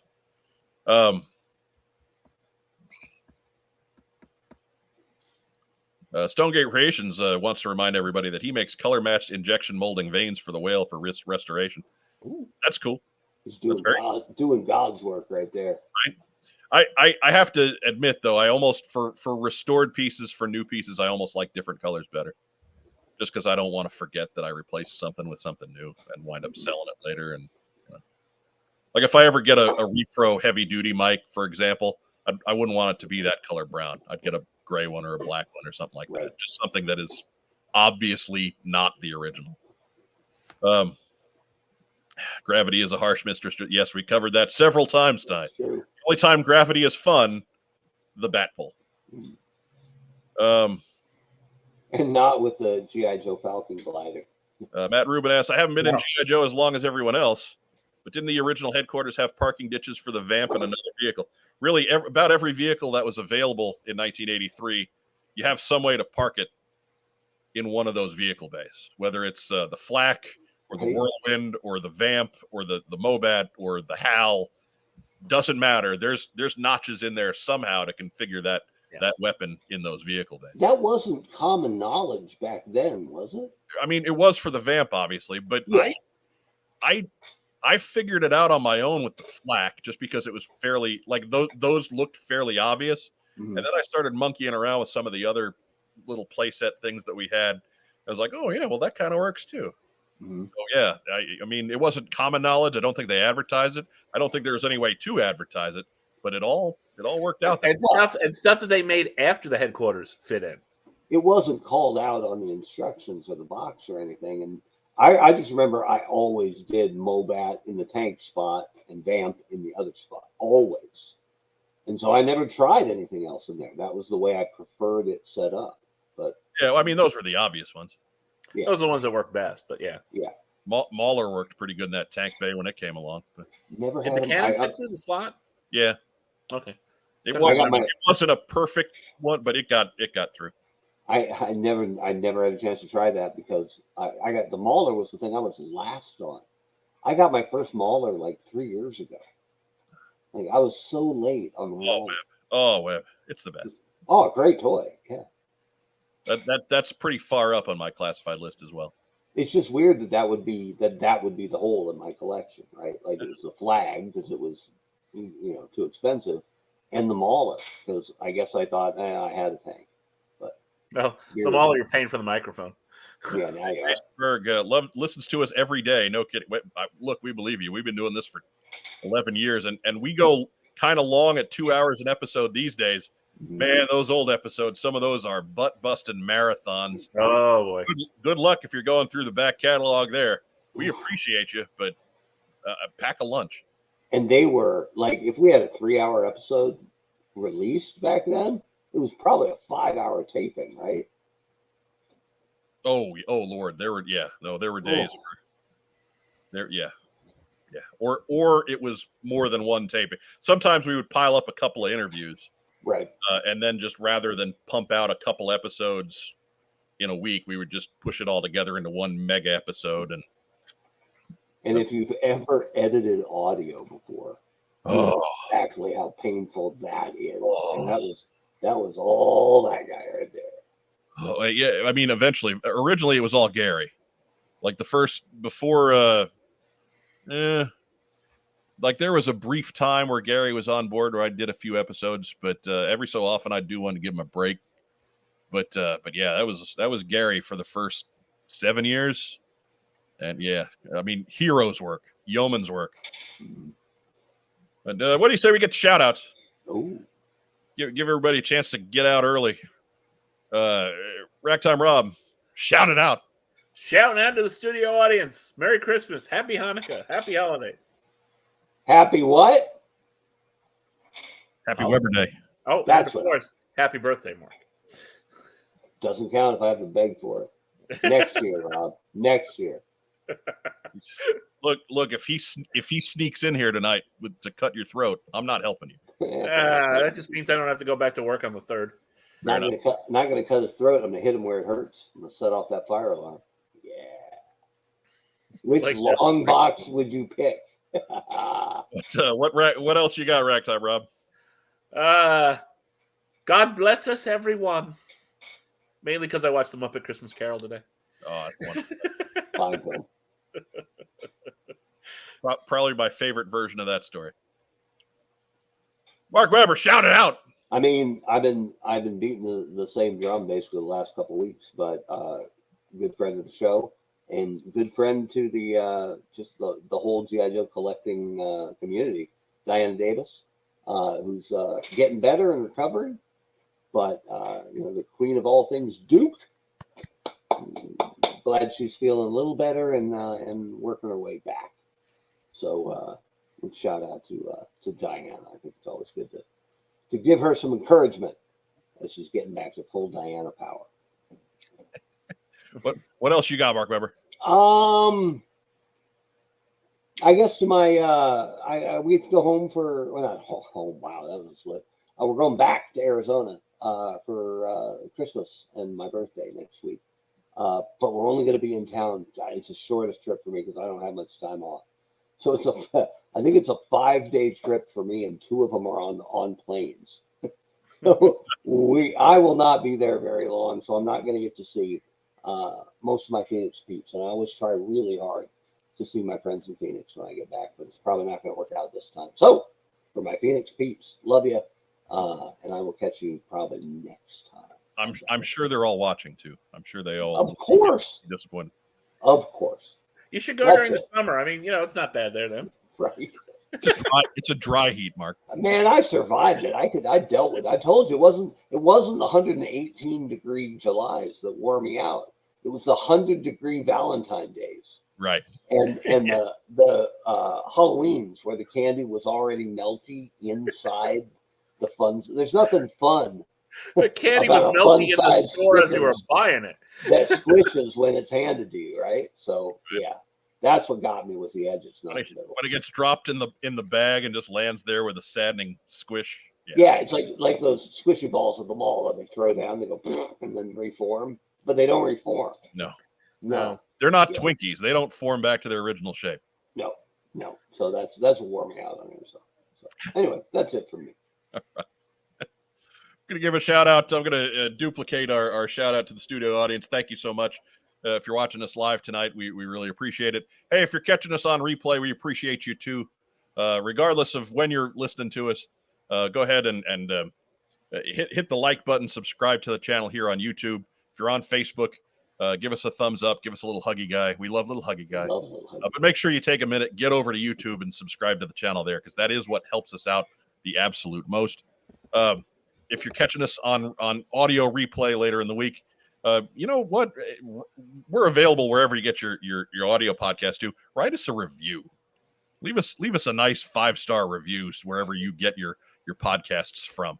We haven't had one of those in a while, and that helps spread the word in those channels too, because we really don't care how you pay attention to us. We're happy you're paying attention to us, and we want to do a better job for you and fans just like you in the future. So please, by all means, take a minute and do that. If you got a couple bucks laying around that you don't need every month, that we got our coffee link down below. We got one for Joe Colton and her endeavors as well in the cosplay arena. I want to give a shout out to Joe Colton while we're talking about her there. She is she had work stuff come up and get her tonight, so we apologize for that. Unfortunately, she did not free up in time to get on the show this evening. That was a last minute thing, and we apologize for that. And I know she's every time it happens, she's torn up about not being here. We don't like doing the show without Joe. Joe's part of the team now for 6 years. There would not be a What's on Joe Mind today without her contributions along the way.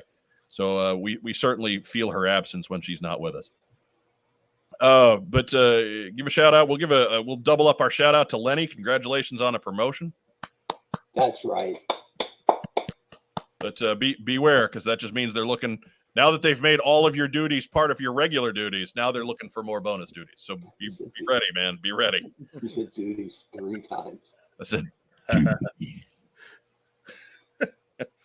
duty. What a rush. Say it like Joe Swanson on Family Guy. Duty. Who said it like Spalding in Caddyshack? Right. But I mean, Patrick Warburton, he's smooth, Yeah. he's mellow. Spalding. Duty. And remember, if you're here next Friday, you're gonna be lonely. Well, we're not doing anything live. We'll figure out something recorded to keep everybody happy and. We couldn't do it live. Dad's Wi-Fi wouldn't handle it. Right. Dad's Wi-Fi can't handle Dad's phone, so I Yeah. it's tough when you head up to visit the folks in the North Hinterlands. But that's it for us. Hope everybody out there has a Merry Christmas and a Happy Hanukkah, and whatever holiday you are exchanging gifts with your family and spending time. I hope you have a great time doing it.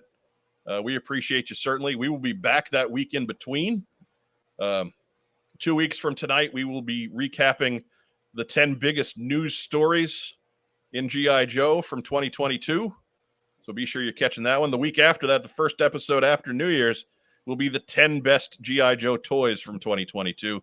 That is everything from we will include the Alley Vipers and Bats at the end of last year, because we didn't quite get them in time, all the way up through this wave that just showed up in the mail. So everything in between there, that is going to be a rough list to try and figure out. Does it include Chonky Tank Kitty or no? He is honorary number 1. Yeah, I think Rob's got it set. I think ranking Chonky Tank Kitty removes the specialness of Chonky Tank Kitty. I think treating it like a mere toy. That's a heartfelt. Like, that dude, when he designed this, Yeah, dude. because he saw it in a picture on our show. That's love right there, man. You don't throw a ranking on that. You just put it at the top of the list. Yeah, we're ranking 2 through 11. Basically. Right. It's essentially what we're saying. We'll call it 1 to 10 because that's what brings in the clicks and the ladies. But number one, boom. Deal. So for my hosts, Racktime Rob and Mark Weber, for my host in absentia, Joe Colton, I'm Mike Irizarry. Hope everybody's got a great holiday season in them. Again, we'll be back with you live in 2 weeks. Be sure to pick up and check out whatever it is I put up on the thing for next Friday night. We'll have something for you, certainly. But have a great holiday season. Happy birthday, Mark Weber. Yeah. As our friend Vagon likes to say, stay safe, and if you can't, be careful. Merry Christmas. Happy Hanukkah. Happy holidays. Happy birthday! Happy birthday. Yo, Joe. Beer.